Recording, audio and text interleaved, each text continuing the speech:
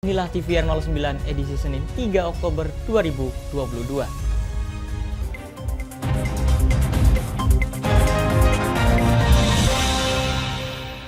Pemirsa, dalam tinjauan ke Mojokerto, Jawa Timur, Komisi 11 DPR RI ingin melihat bagaimana fungsi pembinaan UMKM yang dijalankan oleh Bank Indonesia melalui kebijakan korporatisasi.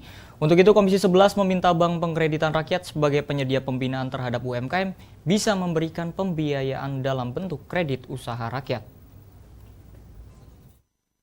Komisi 11 DPR RI melakukan tinjauan Provinsi Jawa Timur guna melihat langsung implementasi fungsi pembinaan UMKM yang dilaksanakan oleh Bank Indonesia melalui kebijakan korporatisasi, perluasan kapasitas, dan bantuan akses pembiayaan atau permodalan bagi UMKM. Kebijakan korporatisasi UMKM merupakan bentuk peningkatan kapasitas UMKM melalui pembentukan kelompok atau badan usaha untuk mencapai skala ekonomi dalam memperluas akses pasar dan pembiayaan. Dalam tinjauan tersebut, anggota Komisi 11 DPR RI Andreas Edi Susetio mengatakan, Komisi 11 DPR RI menemukan permasalahan terkait akses perkreditan dengan bunga yang relatif masih tinggi. Oleh karena itu, OJK diminta untuk mengkaji Bank Perkreditan Rakyat sebagai penyedia pembinaan terhadap UMKM agar bisa memberikan pembiayaan dalam bentuk KUR kepada UMKM. Adalah memang mereka masih mendapatkan akses perkreditan dengan bunga yang relatif tinggi, belum menggunakan bunga KUR, karena kan BPR belum bisa menyalurkan. Nah, ini kita minta supaya dikaji oleh OJK untuk BPR-BPR yang sangat selektif, yang sudah terbukti melakukan pembinaan terhadap UMKM, itu bisa memberikan dana murah dalam bentuk KUR, terutama untuk juga supaya mereka bisa keluar dari terutama pembiayaan dari yang non-formal, terutama rentenir. Andreas juga berpesan agar sektor UMKM menjadi perhatian bersama, karena jika usaha meningkat, maka UMKM bisa maju hingga memasuki pasar internasional. Dari Jawa Timur, Dodi Muharam, TVR Parlemen, melaporkan. Dari Komisi 11 kita beralih ke Komisi 2 pemirsa. Untuk menyelesaikan permasalahan tenaga honorer di Indonesia, Komisi 2 DPR RI terus mencari skema penyelesaian, yakni melalui rancangan Undang-Undang ASN, Pansus Honorer, dan kebijakan teknis pemerintah. Untuk menyelesaikan masalah tenaga honorer sesuai Surat Edaran Kementerian Pendayagunaan Aparatur Negara dan Reformasi Birokrasi atau Kemenpan RB mengenai penghapusan tenaga honorer di instansi pemerintah. Komisi 2 DPR RI terus mencari skema penyelesaian tenaga honorer, di antaranya dengan mempersiapkan revisi Rancangan Undang-Undang Aparatur Sipil Negara atau RUU ASN yang berkesinambungan membentuk Pansus Tenaga Honorer dan Kebijakan Teknis Pemerintah. Hal tersebut dikatakan Wakil Ketua Komisi 2 DPR RI Yanuar Prihatin usai kunjungan kerja spesifik ke Provinsi Jawa Tengah. Ada beberapa kanal yang hari ini sedang kita siapkan. Pertama RUU ASN. Sudah lama kita bahas dan sedang mau kita revisi. Mudah-mudahan ini harus connected dengan persoalan ini. Kanal yang kedua adalah kita sedang berupaya membentuk pansus khusus tenaga honorer. Ternyata tenaga honorer ini menyebar di banyak tempat, di banyak instansi dengan karakteristik. Kanal yang ketiga adalah tentu policy kebijakan teknis pemerintah yang hari ini sedang digarap, sedang dikerjakan. Yaitu berdasarkan peraturan pemerintah yang mengatur manajemen P3K. Sementara itu, anggota Komisi 2 DPR RI Mardani mengatakan, data yang dipaparkan Pemda Kabupaten Semarang terkait honorer dan ASN hingga problem pengangkatan P3K dinilai sudah komprehensif. Pemda Kabupaten Semarang detail termasuk anatomi ASN-nya dari 7.000-an tuh udah hampir 4.000 yang mendekati masa pensiun. Kondisi K2 tersisa yang masih 255 orang hingga problem P3K yang akhirnya masyarakat pengen semangat tapi Pemdanya berat karena APBD-nya berat. Dari Jawa Tengah, Arif Naka, TVR Parlemen, melaporkan. Pemirsa, keberadaan pers berperan penting untuk membuat pemberitaan yang positif dalam penyelenggaraan P20 yang akan dihelat pada 5 hingga 7 Oktober mendatang. Dan informasi lengkapnya sesaat lagi, untuk itu tetaplah bersama kami di TVR 09.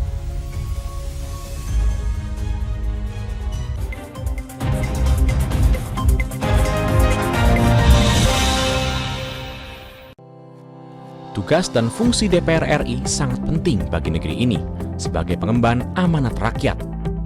Namun tidak banyak yang tahu apa saja fungsi dan tugas dari DPR. DPR mempunyai 3 fungsi pokok, yaitu legislasi, anggaran, dan pengawasan. Ketiga fungsi tersebut harus dilaksanakan dalam kerangka fungsi representasi yang mengedepankan kepentingan rakyat berdasarkan aspirasi masyarakat dan untuk kesejahteraan rakyat.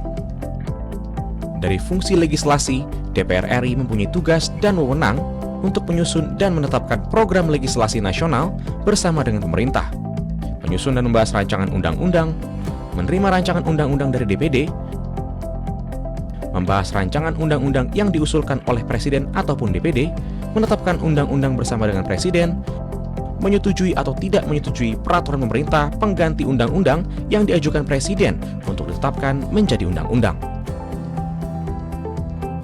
Sementara, fungsi anggaran membahas dan memberikan persetujuan atau tidak memberikan persetujuan terhadap rancangan undang-undang tentang APBN yang diajukan Presiden, memperhatikan pertimbangan DPD atas rancangan undang-undang tentang APBN dan rancangan undang-undang terkait pajak, pendidikan, dan agama, menindaklanjuti hasil pemeriksaan atas pengelolaan dan tanggung jawab keuangan negara yang disampaikan oleh BPK, memberikan persetujuan terhadap pemindahantanganan aset negara maupun terhadap perjanjian yang berdampak luas bagi kehidupan rakyat yang terkait dengan beban keuangan negara.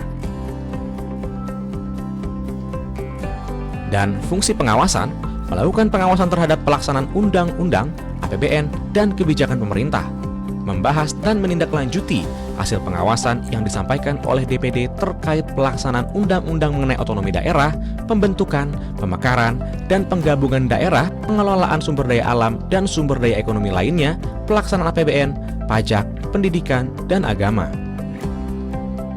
Terima kasih. Video ini dipersembahkan oleh TV dan Radio Parlemen, Biro Pemerintahan Parlemen, Sekretariat Jenderal, dan Badan Keahlian DPR RI.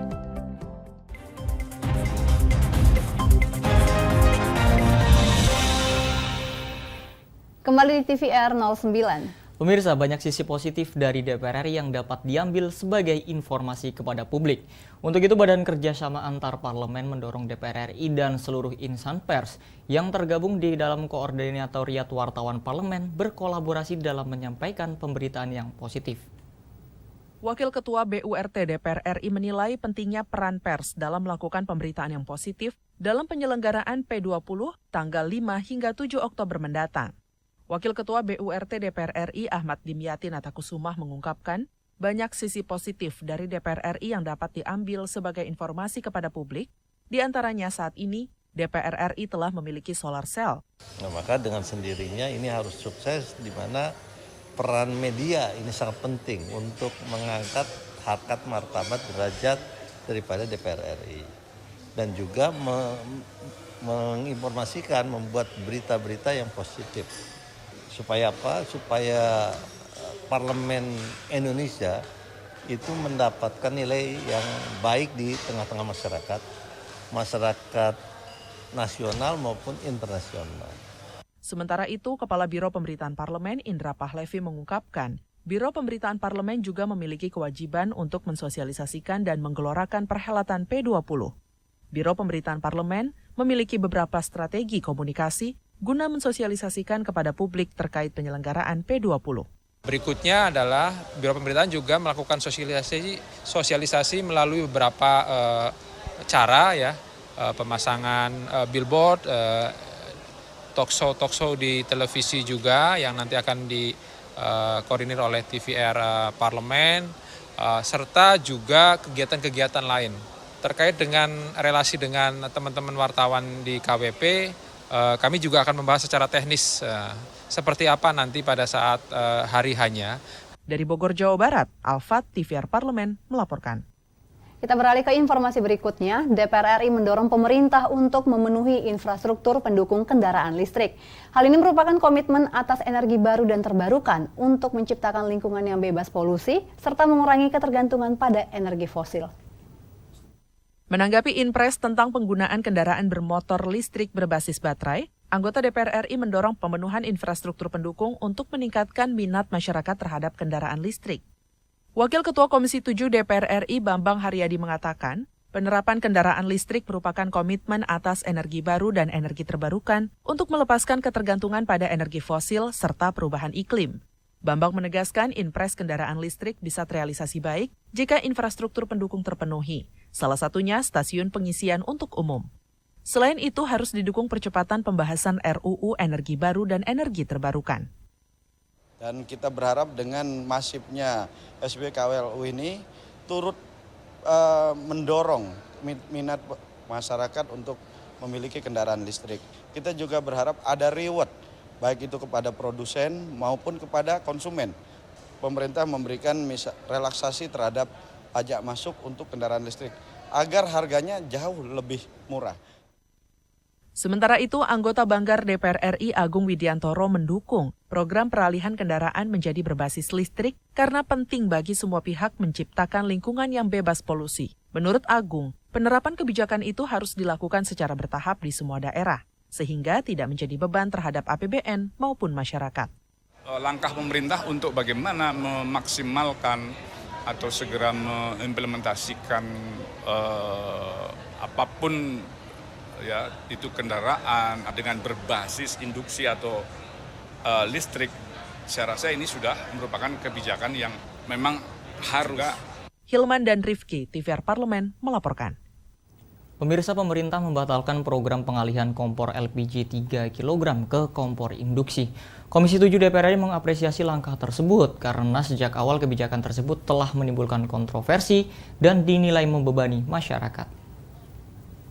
Pemerintah menyatakan program konversi ke kompor induksi tidak jadi dilaksanakan pada tahun 2022. Komisi 7 DPR RI menilai kebijakan konversi ke kompor induksi memang perlu dibatalkan dan ditinjau kembali karena tidak tepat, terutama di saat kondisi perekonomian masyarakat akibat pandemi COVID-19.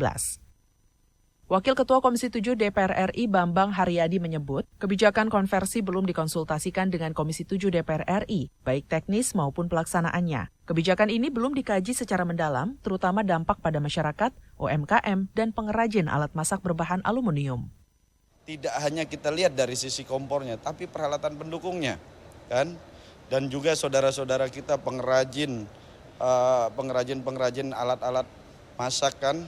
Pengrajin panci aluminium, terus wajan aluminium itu mau dikemanakan gitu loh. Dan juga peralatan-peralatan yang ada saat ini kan masih berbasis aluminium maupun besi biasa, bukan besi induksi gitu loh. Nah, jadi kita harus berpikir ke sana. Menahan diri dulu lah, semua kita pastikan bahwa masyarakat itu siap. Jadi saya pikir untuk dalam waktu dekat ini belum bisa lah. Sebelumnya, Kementerian ESDM dan PLN merencanakan konversi LPG 3 kg ke kompor induksi karena PLN mengalami oversupply pasokan listrik sebanyak 7 gigawatt hingga akhir tahun 2022 ini. Meski begitu, program uji coba konversi ke kompor induksi tetap dijalankan untuk menghabiskan 2.000 unit kompor yang sudah tersedia, yaitu di Denpasar, Solo, dan salah satu kota di Sumatera. Teresia, Hilman, dan Rifki, TVR Parlemen melaporkan. Surat edaran mengenai wewenang penjabat atau PJ Kepala Daerah yang diteken oleh Mendagri pada 14 September lalu menuai sorotan dari DPR RI. Dan selengkapnya akan kami hadirkan usai jeda berikut ini. Untuk itu tetaplah di TVR 09.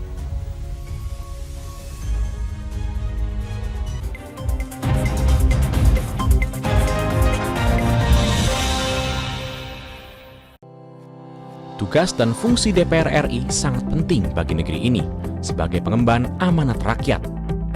Namun tidak banyak yang tahu apa saja fungsi dan tugas dari DPR. DPR mempunyai 3 fungsi pokok, yaitu legislasi, anggaran, dan pengawasan. Ketiga fungsi tersebut harus dilaksanakan dalam kerangka fungsi representasi yang mengedepankan kepentingan rakyat berdasarkan aspirasi masyarakat dan untuk kesejahteraan rakyat.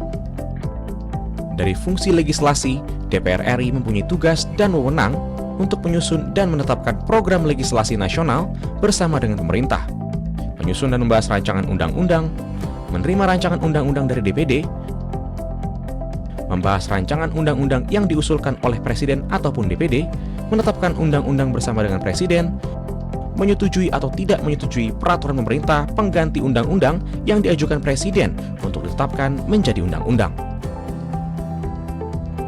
Sementara, fungsi anggaran membahas dan memberikan persetujuan atau tidak memberikan persetujuan terhadap rancangan undang-undang tentang APBN yang diajukan Presiden, memperhatikan pertimbangan DPD atas rancangan undang-undang tentang APBN dan rancangan undang-undang terkait pajak, pendidikan, dan Agama.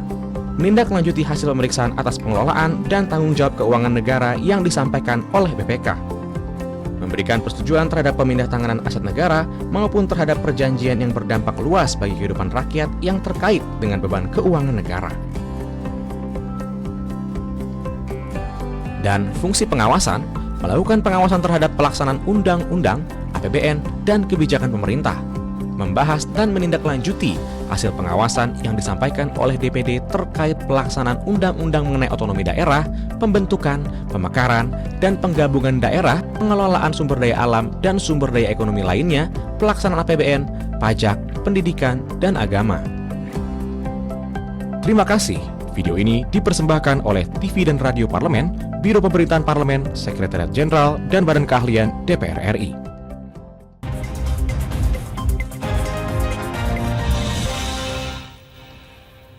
Kembali pemirsa di TVR 09. Pemirsa, surat edaran Menteri Dalam Negeri mengenai wewenang pejabat atau PJ Kepala Daerah yang dapat memberhentikan, memberi sanksi hingga mutasi terhadap ASN menjadi sorotan Komisi 2 DPR RI. Dan pemirsa, di sini Komisi 2 meminta Kemendagri menjelaskan hal-hal prinsip dan batasan kewenangan penjabat kepala daerah dalam melakukan mutasi dan rotasi ASN.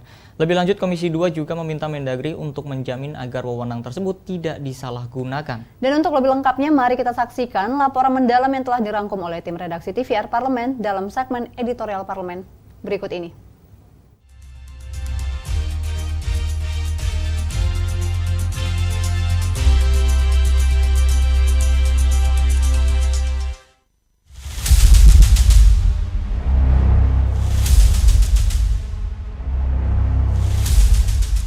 Surat edaran yang diteken Menteri Dalam Negeri Tito Karnavian pada 14 September lalu soal wewenang penjabat atau PJ Kepala Daerah yang dapat memberhentikan, memberikan sanksi, hingga memutasi pegawai menuai sorotan dari DPR RI.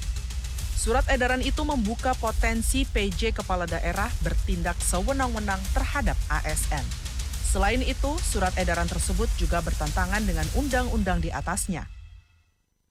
Komisi 2 DPR RI mendorong implementasi surat edaran tersebut diawasi secara ketat agar tidak terjadi penyalahgunaan kewenangan. Anggota Komisi 2 DPR RI Agung Widiantoro mengatakan, Kemendagri perlu menjelaskan hal-hal prinsip dan batasan kewenangan penjabat kepala daerah dalam melakukan mutasi dan rotasi ASN. Sebaiknya penjabat kepala daerah hanya diperbolehkan melakukan pemberhentian atau mutasi ASN jika terkait dengan persoalan administratif.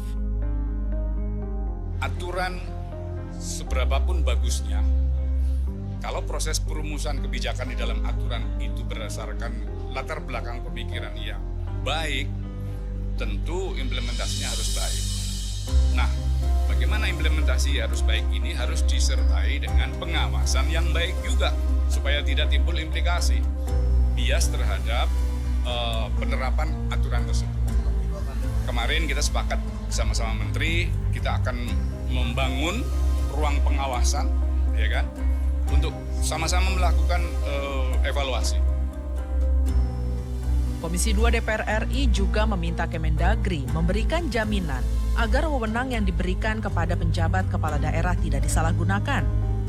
Dalam kunjungan spesifik ke Jawa Tengah, Wakil Ketua Komisi 2 DPR RI Yanwar Prihatin meminta Mendagri terus melakukan pengawasan terkait rotasi pemindahan ASN.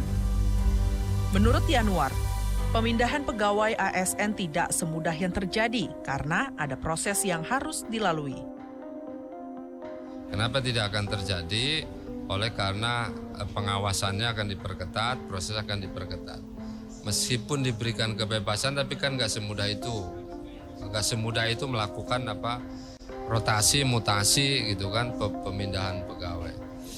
Karena Mendagri menggaranti, tentu Komisi 2 harus memberikan trust, memberikan pembuktian. Ya kita lihat nanti betul nggak itu Mendagri menggaranti itu bahwa surat edarannya clear dan aman. Sementara itu, anggota Komisi 2 DPR RI Mardani Alisera mengatakan surat edaran yang dikeluarkan Mendagri harus tetap pada tujuan utamanya, yakni mempermudah dan mempercepat proses rotasi ASN agar tidak terlalu lama terjadi kekosongan pada suatu unit kerja. Mardani berharap surat edaran Mendagri tidak disalahgunakan dan penjabat kepala daerah tidak melakukan perubahan struktural secara fundamental untuk menjaga konduktivitas suatu instansi.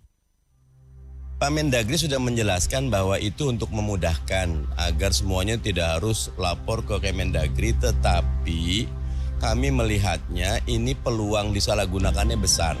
Mestinya betul-betul tidak ada pintu bagi PLT untuk melakukan perubahan fundamental.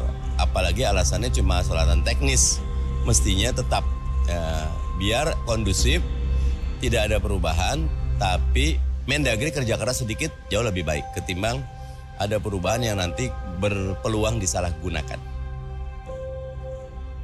Dalam Undang-Undang Administrasi Pemerintahan, sesungguhnya telah diatur bahwa badan atau penjabat pemerintah yang memperoleh wewenang melalui mandat tidak berwenang mengambil keputusan dan atau tindakan yang bersifat strategis.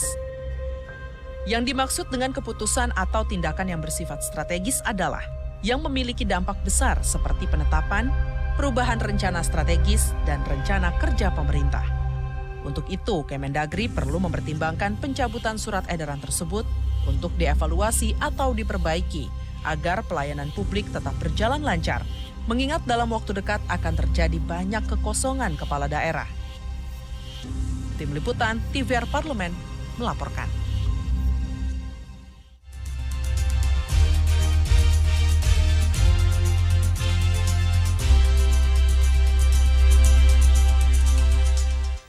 Pemirsa, mengunjungi museum atau galeri seni rupanya memiliki banyak manfaat.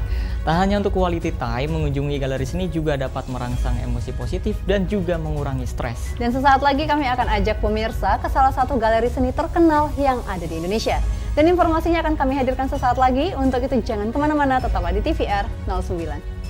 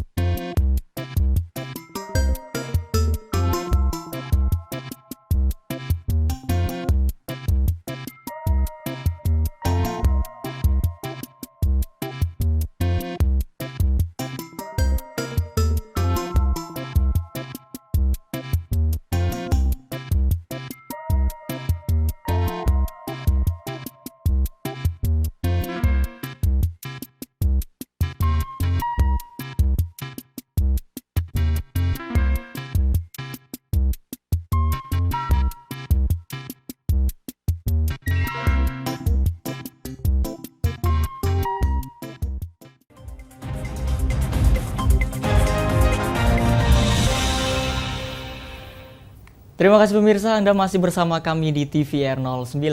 Pemirsa, Selasar Surnayo Art Space menghelat pameran bertajuk Titi Cara yang diselenggarakan sepanjang 13 Agustus kemarin hingga 30 Oktober 2022. Nah pemirsa, karya istimewa dari 23 perempuan perupa asal Indonesia, Jepang, Filipina, Australia, dan Singapura mengangkat gagasan kekayaan visual dari lingkungan sekitar dan isu-isu sosial yang dikemas dari sudut pandang perempuan. Dan berikut liputan lengkapnya dalam segmen Intips, informasi dan tips berikut ini.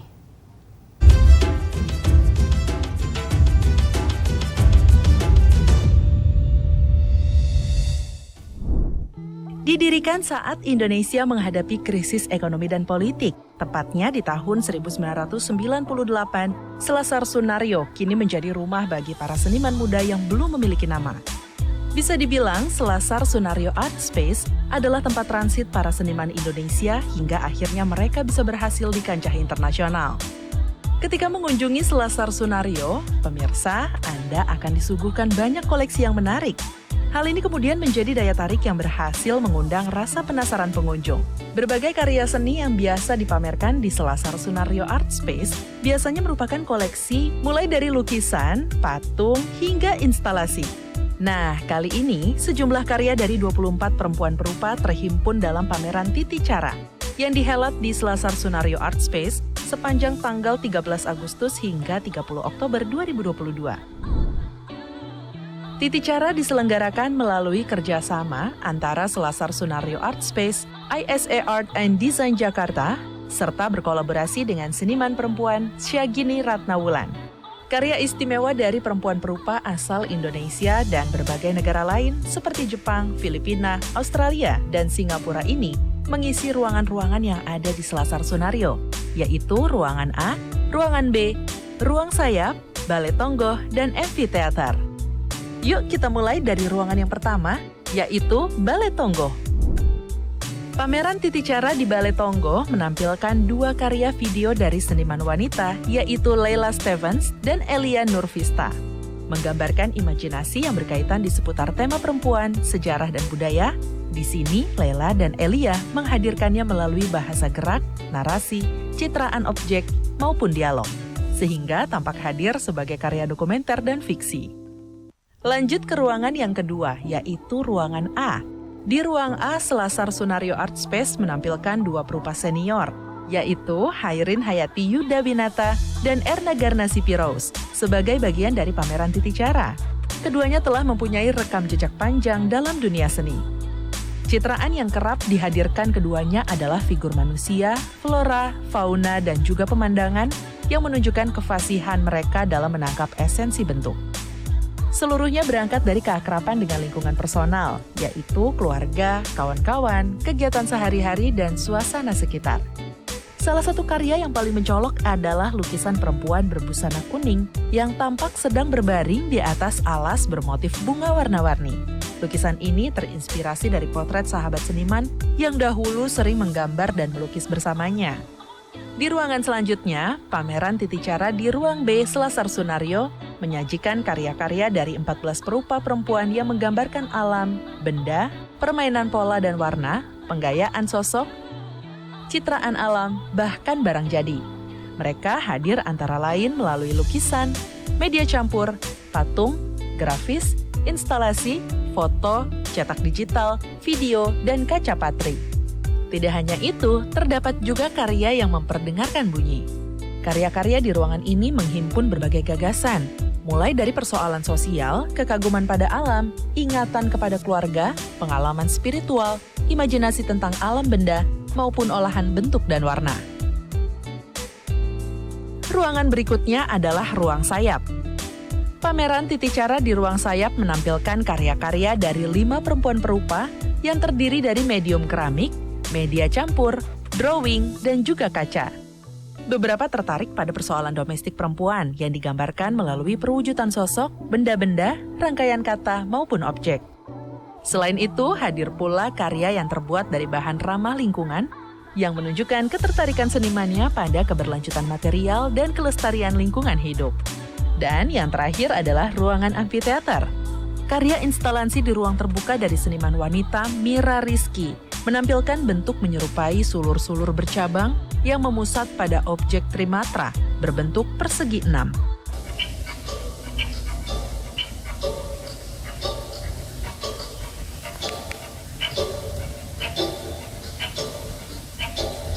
Karya ini memperdengarkan beragam jenis suara yang diharapkan dapat memunculkan perasaan dan nuansa tertentu pada sekelilingnya.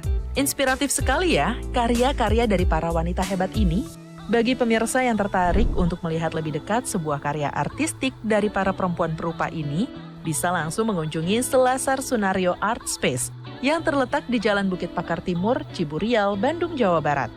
Selasar Sunario dibuka untuk umum setiap hari Selasa sampai Minggu, mulai pukul 10 pagi sampai pukul 4 sore. Harga tiketnya sangat terjangkau kok, cukup Rp25.000 saja. Selamat berkunjung!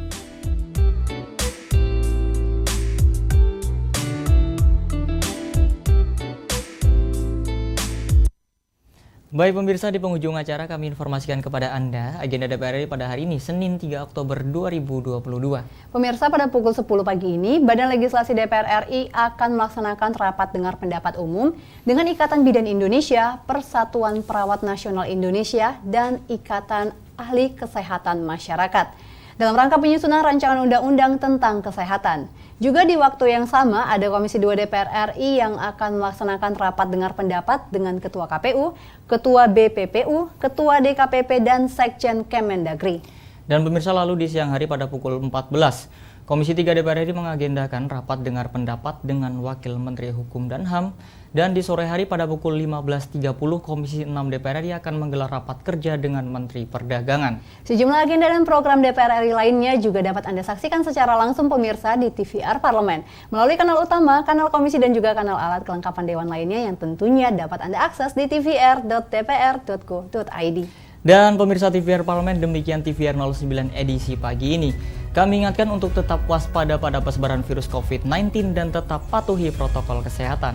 Segenap kru TVR Parlemen yang bertugas mengucapkan terima kasih telah menyaksikan TVR 09 pagi ini. Saya Elisa Purba dan juga rekan saya, Alfat Rizky, sampai bertemu kembali di TVR 09 esok hari. TVR Parlemen, Referensi Indonesia.